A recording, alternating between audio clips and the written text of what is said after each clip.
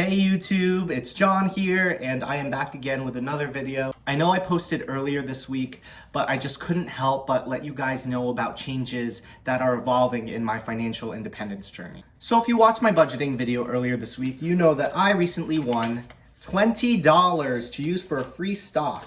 I won it from Nick Sky Hoyt's 100th subscriber giveaway. I'll link to his YouTube channel down below in the description.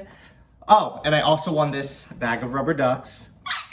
Honestly, my initial plan was waiting until after the new year to start my investing journey, but you know what? I figured, why wait? So I have been dabbling a little bit into investing, but not as much as I should have been. I am contributing to my 401k. This is the last year that I qualify for the Roth IRA. I do have a brokerage account with Northwestern Mutual, which I contribute $200 a month into, and I also have an Acorns account for spare change. That being said, I really wanted to take more initiative in my investing journey, and because investing is such a huge part of financial independence, I just figured, hey, why not go for it? And after watching tons of YouTube videos and being bombarded with countless ads, look at you, the power of the stock market in the palm of your hand, I realized that I really couldn't choose between Robinhood and M1 Finance. So being the impulsive person that I am, I chose both. I ended up investing $100 into Robinhood and $100 into M1 Finance. Now, as a disclaimer, I am not a financial advisor. I am a beginner investor.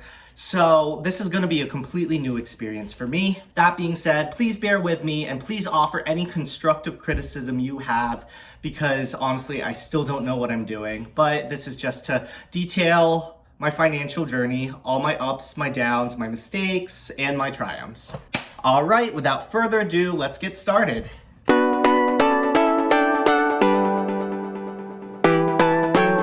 All right, so we're just gonna start with Robinhood here. I'm starting to lose my voice, so we'll make it quick. So when you open up the app, you're kind of greeted with this chart that basically sums up all of your investments and how they're doing. I ended up getting General Electric as my free stock for signing up for Robinhood. You can do a bunch of stuff like look up basically like what the stock is about, other people's ratings, whether you should buy or sell, and then you can do your own research with the news about the stock. I also bought a share of Starbucks, so I figured if I'm not going to buy my $6 milk latte, I might as well invest some stocks in it, right? So yeah, and then we got GoPro. Yeah, and GoPro is just kind of like my screw it, let's just give it a shot. And you can like basically trace how it does over these. Oh dear. Oh no. Moving on to M1 Finance. So I like M1 Finance better, just first impressions, because you get this really user-friendly pie chart. And I have 10% in like emerging funds, like emerging markets, and then 10% in small markets, 10% in international, and then like 10% REITs. And then the rest of the pie, like 60% of it, is just individual stocks that I chose. Grubhub is crushing it right now, so I'm super happy. I got American Express, Comcast, Starbucks, Delta, Hilton, Lyft, Tesla, Lockheed Martin, and Disney. So, oh my god, my throat. But yeah, so this video isn't going to be discussing why I chose those stocks, but basically just to show you that I did get my foot in the door and I did try and get started with, you know, investing. So be proud of me, guys. It was a big step for me. So yeah, that's pretty much it. I am cooking my pork tenderloins right now. Can't wait for that to be done, and I'm gonna be headed over to work. My first impressions are that I think that the M1 Finance interface is a lot easier for beginners to understand.